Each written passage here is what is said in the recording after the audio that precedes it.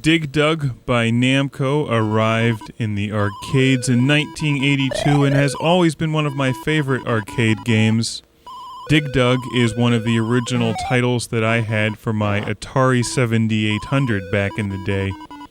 And that's where I spent most of my time playing Dig Dug, is on the Atari 7800. This is Dig Dug for the Atari 2600, released in 1983. And given the graphical limitations of the Atari 2600, this is a tremendous port of the arcade classic Dig Dug. In fact, I think this is one of the best arcade titles that made its way over to the Atari 2600. We all know what happened to Pac Man when it came to the Atari 2600. It was a mess. Frogger made its way over pretty well. Ms. Pac Man was excellent.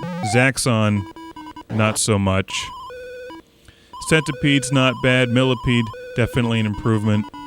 Joust came up a little bit short. Yet with Dig Dug, they did a great job. The gameplay and the controls are solid. The graphics are blocky, but they work with the game. It all gels together very, very nicely. If you haven't played Dig Dug before, you really should, but let me give a really quick breakdown of the gameplay. You're the guy in the white suit that looks like you're straight out of the movie 2001. You get points every time you dig out a section of dirt, so that's one way to score points. You get points every time you inflate one of the monsters and blow them up, and you get more points if you drop boulders on top of the bad guys.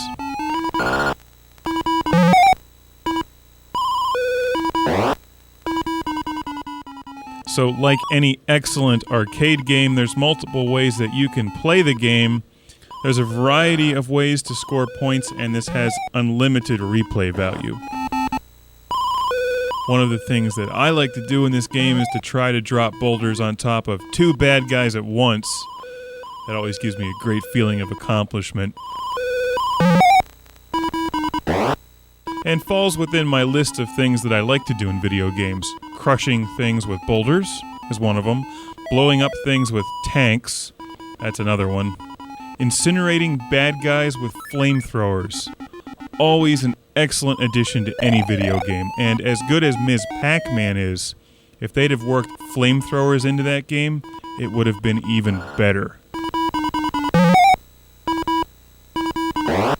However, no flamethrowers here in Dig Dug, but we do get crushing bad guys with boulders. And, well, we could have used exploding things with tanks, but, we'll cut them a little slack. I think that Dig Dug is a brilliant arcade game, and in many ways it's a lot like Pac Man, which shouldn't be much of a surprise because Namco, which made Dig Dug, also made Pac Man and Ms. Pac Man. It looks completely different because you don't see a maze on screen, but in reality you're playing within a maze because you can only go so many places on the screen. Beneath the colorful dirt, it's laid out in a grid pattern. Similar to Pac Man, you get points for chomping away at the dots or the dirt. You're running from the enemies, and you can attack the enemies. You don't need a power pellet to do it. In Dig Dug, you have a...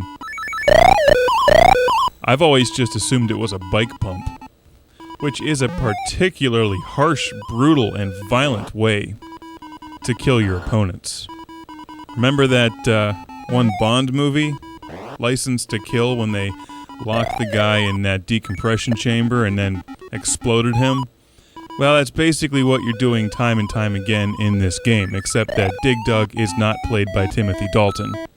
Which would be pretty cool if he was, because Timothy Dalton's character from Flash Gordon, Prince Baron, was awesome. In fact, everything from the Flash Gordon movie was awesome. There's nothing about that movie that isn't incredible.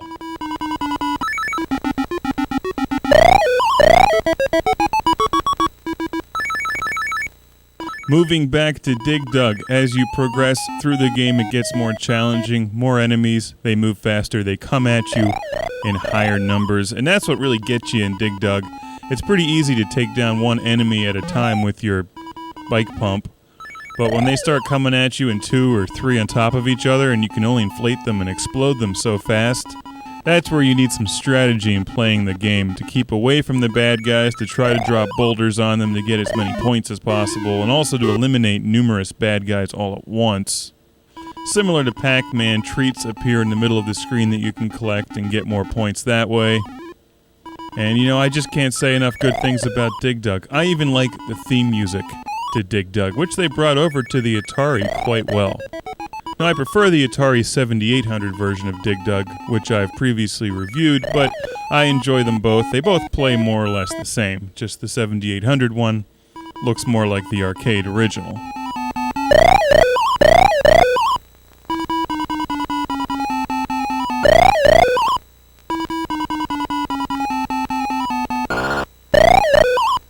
You can't go wrong with Dig Dug. If you're building an Atari 2600 collection, it's not a difficult game to find.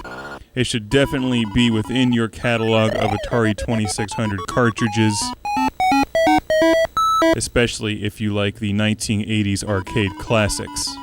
I've always dug Dig Dug, the simplicity of the gameplay, the replay value, the entertainment, the fun. It has dragons that look like little Godzillas and breathe fire on you.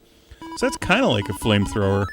So maybe there are flamethrowers in this game, they just come at you in dragon form. However, it should be noted that if those enemy monsters had any brains about them at all they'd have to do is come out of the ground, grab a tanker truck full of water, fill up all of those tunnels that Dig Dug just created with water, and drown him. Or at least flush him out of the ground, gang up on him, and light him on fire.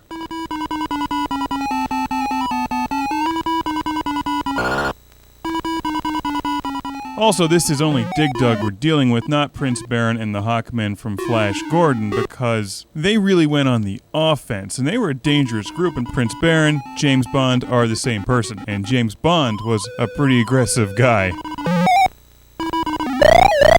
You know, Bond would have a variety of tactics with which to take out this army of bad guys in Dig Dug.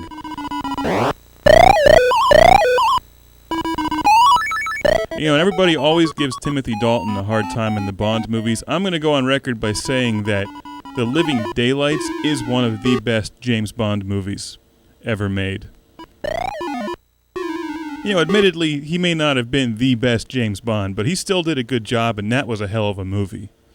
You know, License to Kill wasn't so much, but that was, you know, that still had the Dig Dug death scene, right?